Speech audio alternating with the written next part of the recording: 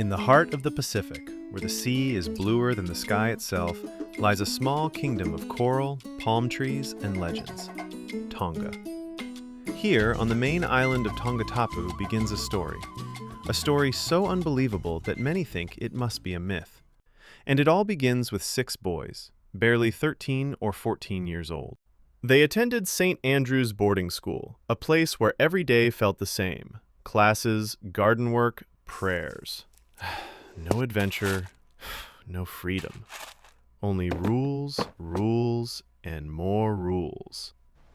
But deep inside, maybe while looking at the sea, maybe while listening to the old island stories, a spark began to grow. At first small, then larger. The spark of escape. The 6 boys longed for something greater, for an adventure that would carry their names across the islands, for a story no one would ever forget. They did not know what awaited them. They did not know where the ocean would take them. They only knew one thing: they wanted to leave. And right here, between the heat of Tonga and the crashing of waves against the rocks, a decision is made that will change their lives forever. It happened on an evening when the heat still shimmered above the island paths, and the teachers of St. Andrews had long retreated to their quarters. A night made for secrets. The 6 boys sat close together, hidden behind the old tool shed. Their voices were barely more than breaths in the darkness. Where the idea truly came from, no one knows anymore. Maybe from Kolo, the daredevil, maybe from Sione, the dreamer, or maybe it simply appeared, like a sudden gust of wind rushing through all their hearts at once. An adventure. A real adventure. One that didn't exist in any school book. They spoke of other islands, of Fiji, of New Zealand, places that glowed in their minds like distant wonders. The reality? They had no charts, no compass, not even experience, but courage rarely has patience for reason. And so they made a decision far too big, far too dangerous. They would steal a boat. That very night, they would leave the school, leave the rules, and push out into the open ocean. With pounding hearts, they crept toward the harbor. The moon drenched the water in silver light, and the fishing boats rocked softly like sleeping creatures. There it was, the boat that would carry their fate. Small, sturdy, unremarkable. They knew, if they were caught, punishment would be severe. But if they succeeded, they would be free. No one spoke a word as they loosened the rope. Only the water's gentle splashing and their own breathing followed them. And so, in the middle of the night, 6 boys pushed off from the shore of Tongatapu, guided only by a tiny idea. An idea that burned brighter than any lantern in the harbor. They did not yet know that this was the beginning of an odyssey, one that would push them to the very edge of human endurance. The Pacific lay smooth and vast before them, like an endless mirror. The 6 boys, little more than shadows in the moonlight, rowed out, convinced that they had just begun the greatest adventure of their lives.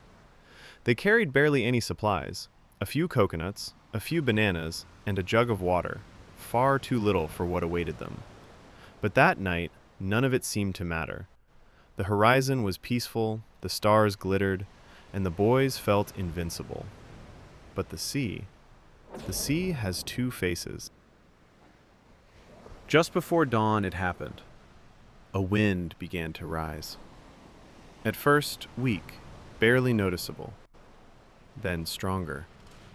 And suddenly a violent burst tore across the surface of the water, as if an invisible hand were ripping the sea apart. The boys were caught off guard. They tried to hold the sail, but the wind whipped it like paper. The waves began to climb, higher and higher.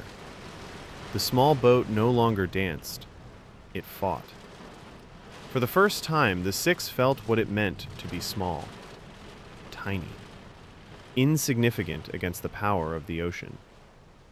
The sun rose but brought no comfort. The sky turned gray, then black. A storm rolled over them, wild and merciless. The mast snapped. The rudder was torn away.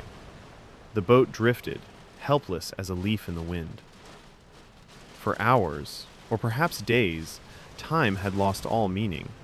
The boys struggled to survive. None spoke of turning back. None spoke of giving up.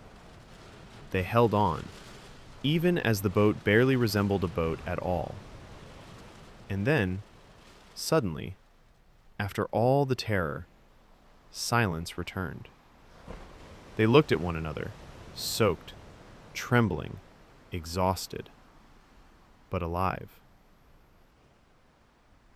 Kolo slowly pushed himself up, squinting into the blinding sun. He rubbed his eyes, stared, whispered, "There, land." The others followed his gaze, and there it was, a dark mass, jagged, looming, almost unreal. Land, an island. The boys stared at it like people witnessing a miracle. They didn't know how they would reach it. They only knew one thing. They had survived 8 days. 8 days between heaven and hell. 8 days that pushed them to the edge of what a human being can endure.